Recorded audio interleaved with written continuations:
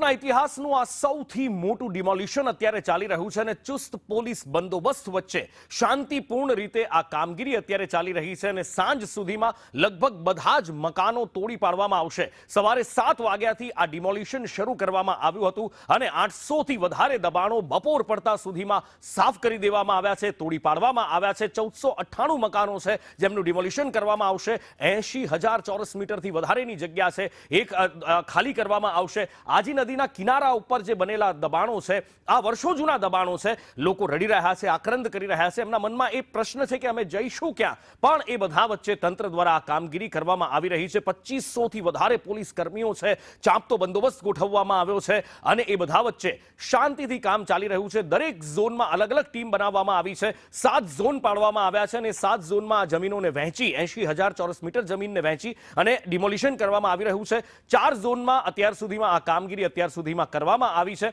અને શહેરને લાંબા ગાળે ફાયદો મળે એ પ્રમાણેનું આ કામ થતું હોવાનો મહાનગરપાલિકાનો દાવો છે, કારણ કે રાજકોટમાં પણ અમદાવાદની જેમ રિવરફ્રન્ટ બનાવવાની યોજના છે અને એના જ કારણે કદાચ આ ડિમોલિશન કરવામાં આવી રહ્યું છે। વધુ માહિતી સાથે સ્થળ પરથી સહયોગી સંવાદદાતા મયુર સોની મારી સાથે લાઈવ જોડાયા છે। મયુર, સૌથી મોટું ડિમોલિશન રાજકોટના ઇતિહાસનું ખૂબ શાંતિપૂર્ણ રીતે કામ થઈ રહ્યું છે। એક ઘટના એવી પણ બની કે થોડીક વાર માટે અફરાતફરી મચી ગઈ। અત્યારે શું પરિસ્થિતિ, અત્યાર સુધીમાં કેટલા દબાણો દૂર કરવામાં આવ્યા, કેટલા દિવસ કામગીરી ચાલશે અને કોણ કોણ અધિકારીઓ સ્થળ ઉપર?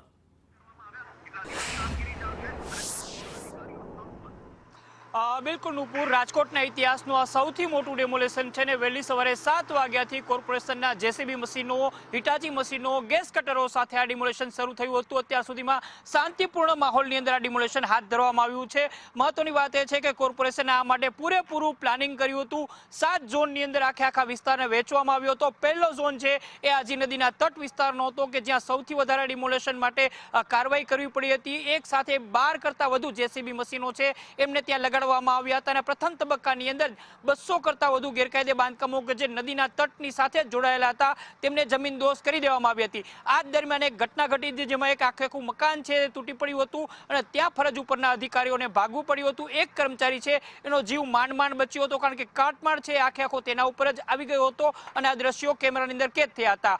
એ સિવાયની તમામ ડિમોલેશનની કાર્યવાહી છે શાંતિપૂર્ણ માહોલની અંદર થઈ છે।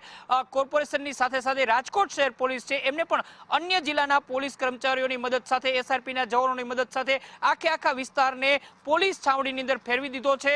આખા વિસ્તારની અંદર જોઈન્ટ વાઇઝ અધિકારીઓ છે એમની નિમણૂક કરી દેવામાં આવી છે। કોર્પોરેશન દ્વારા ક્લાસ 1 અધિકારીઓ છે એમને પણ ફરજ સોંપવામાં આવી હતી અને ત્યારબાદ આ ડિમોલેશન શરૂ થયું હતું। અત્યારે અડધોડ કરતાં વધુ બાંધકામો છે એને જમીનદોસ્ત કરી દેવામાં આવ્યા છે। તમામ જગ્યાએથી જેટલા પણ બાંધકામો તૂટ્યા છે ત્યાંથી કાટમાળ ખસેડવાની કામગીરી છે એ પણ સાંજ સુધીમાં થઈ જશે। 1498 જેટલા ગેરકાયદે બાંધકામો છે મુખ્ય ટીપી રોડથી લઈને આજી નદીના તટ વિસ્તારની અંદર આ દબાણો છે, આ તમામ દબાણો એક જ દિવસની અંદર પૂરા થાય એ પ્રકારનું મેગા પ્લાનિંગ સાથેનું આ અભિયાન હતું અને અત્યાર સુધીમાં આ અભિયાન સફળ થતું જોવા મળી રહ્યું છે। બીજી તરફ સ્થાનિક લોકો છે એમને પણ પોતાનો રોષ અને આક્રોશ છે એ વ્યક્ત કર્યો હતો, કારણ કે તેઓ વર્ષોથી અહીંયા રહેતા હતા અને તેમનો આશયાનો, તેમની મરણમૂળી સમાન જે જગ્યા હતી, જે ઘર હતું એ તૂટી ગયું છે અને તેમને પોતાનો વસવસો છે એ વ્યક્ત કર્યો હતો। 2 દિવસની અંદર આ ડિમોલેશનની કામગીરી છે સંપૂર્ણપણે થઈ જાય એ પ્રકારની જે પ્લાનિંગ છે કોર્પોરેશન અને સ્થાનિક તંત્રનું અહીંયા જોવા મળી રહ્યું છે।